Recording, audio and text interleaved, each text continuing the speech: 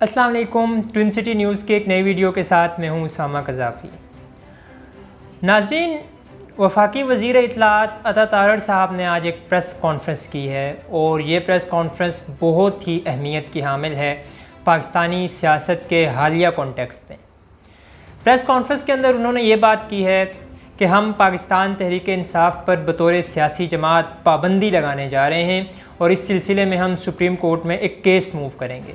साथ ही साथ उन्होंने ये कहा कि हम साबिक़ वज़ीर-ए-आज़म इमरान ख़ान, साबिक़ सदर आरिफ अलवी और साबिक़ डिप्टी स्पीकर कौमी असम्बली कासिम सूरी के ऊपर आर्टिकल 6 के तहत गद्दारी के मुकदमे चलाएंगे। ये सारी चीज़ें उस फैसलों के बाद सामने आई हैं जो कि पिछले 2-3 दिनों में इमरान ख़ान और PTI के हक़ में अदालतों से सामने आए हैं।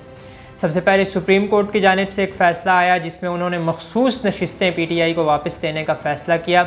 अगरचे हैरान कुन तौर पर काजी फ़ायज़ ईसा साहब जो कि चीफ़ जस्टिस ऑफ पाकिस्तान हैं वो उस फैसले में अक्सरियत के फ़ैसले के ख़िलाफ़ थे। उसके बाद अगले ही दिन इद्दत निकाह केस का फ़ैसला था, वो भी ख़त्म हो गया और इमरान ख़ान साहब साइफ़र केस में भी ज़मानत पर हैं। उसके अलावा जो 190 मिलियन पाउंड्स केस है उसमें भी ज़मानत पर हैं। तोशा खाना के एक केस में वो ज़मानत पर हैं। उन पर अगले ही दिन 2 नए केसेस चलाए गए, एक 9 मई का केस और एक तोशा खाना का नया केस।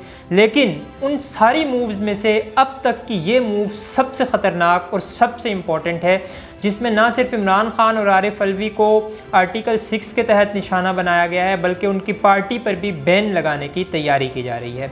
इस सिलसिले में जो नून लीग की हुकूमत है उसके इत्तेहादी पीपल्स पार्टी वाले उन्होंने भी एक प्रेस कॉन्फ्रेंस की और उन्होंने कहा कि भाई हमारा इस फैसले से कोई लेना देना नहीं है, हम इसकी कतई हिमायत नहीं करते। और जो फैसल करीम कुंडी साहब हैं पीपल्स पार्टी के और दीगर रहनुमा, उन्होंने इस फैसले पर बड़े ताज्जुब का इज़हार किया कि अता तारड़ साहब ने कहा है कि हमने इत्तेहादियों को एतमाद में लिया है, हालांकि हम इस फैसले में बिल्कुल शामिल नहीं हैं और इस फैसले की हिमायत नहीं करते।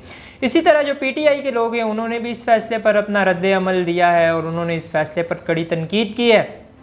इसके अलावा सीनियर जर्नलिस्ट हैं, उन्होंने भी इस फैसले का कोई इतना खैर मकदम नहीं किया बल्कि इस फैसले के ऊपर तनकीद ही की है। अगर हम देखें तो बहुत कम ही हमें ऐसे केसेस देखने को मिले हैं इससे कबल जब हुकूमत ने अपनी सबसे मजबूत अपोजिशन को इस तरह से बैन कर दिया हो।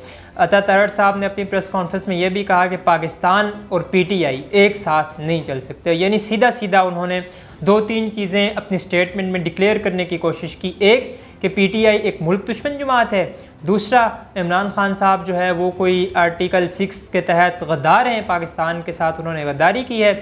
और उसके अलावा उनका ये ओवरऑल ये कहना था कि जितने भी लोग PTI के हैं ये शायद पाकिस्तान के मुखालिफ हैं, पाकिस्तान की पॉलिसीज़ के दुश्मन हैं, इसलिए इन सब को हम साइड लाइन करना चाहते हैं।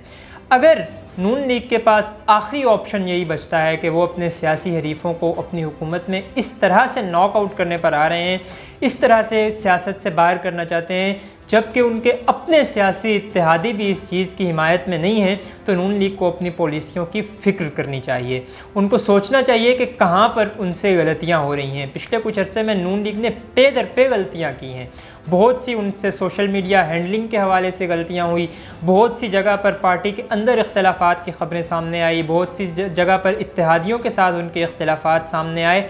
मगर इस वक्त वाज़े तौर पर देखा जा सकता है कि नून लीग अब ये फ़ैसला कर चुकी है कि वो PTI की सियासत को ख़त्म करना चाहती है।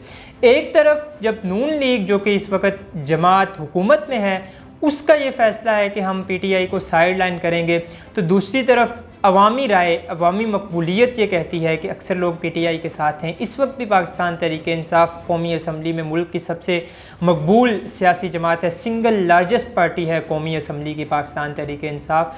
तो क्या जिस तरह इकरारुल हसन साहब ने एक ट्वीट भी किया कि क्या आप अवाम पाकिस्तान पर पाबंदी लगा सकते हैं, तो क्या इस फैसले के बाद ऐसा पॉसिबल हो पाएगा कि आप पाकिस्तान की जो उस पार्टी के ऊपर पाबंदी लगाएं जिसे अगर मैं मकबूल कहूँ तो शायद आप कहें कि ये कोई मैं किसी की जानिब मुड़कर ये कमेंट कर रहा हूँ, लेकिन मकबूल तरीन पार्टीज़ में से उसे कहना गलत नहीं होगा कि पाकिस्तान की 2-3 मकबूल तरीन पार्टीज़ में पाकिस्तान तहरीक इंसाफ मौजूद है उस पर अगर पाबंदी लगाई जाती है तो क्या उसके कोई अवामी असरात सामने आएंगे, जो सबसे बड़ा सवाल है। और फिर क्या ऐसा मुमकिन भी हो पाएगा, क्या सुप्रीम कोर्ट इस फैसले को मानेगी जो कि हुकूमत ने किया है, क्योंकि बहरहाल हुकूमत अपनी तरफ से ये फैसला नहीं कर सकती। इस सिलसिले में उन्हें सुप्रीम कोर्ट से रुजू करना पड़ेगा, चाहे वो PTI पर पाबंदी लगाने का मामला हो या चाहे वो आर्टिकल 6 के केसेस हों। इस सिलसिले में हतमी फैसला तो वही होगा जो अदालत पाकिस्तान करेगी।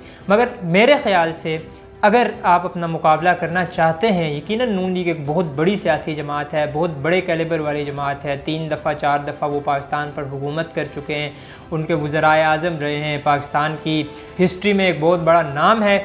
मगर फिर भी अगर आपने मुकाबला करना है तो आप सियासी मैदान में करें, इस तरह के फ़ैसलों की बजाय सियासत के मैदान में नज़र आएँ, ताकि वहाँ पर जोड़ पड़े, वहाँ पर अवामी जो नुमाइंदगी है उसके ज़रिए आप असम्बलियों में आए और उसके ज़रिए मुकाबला करें।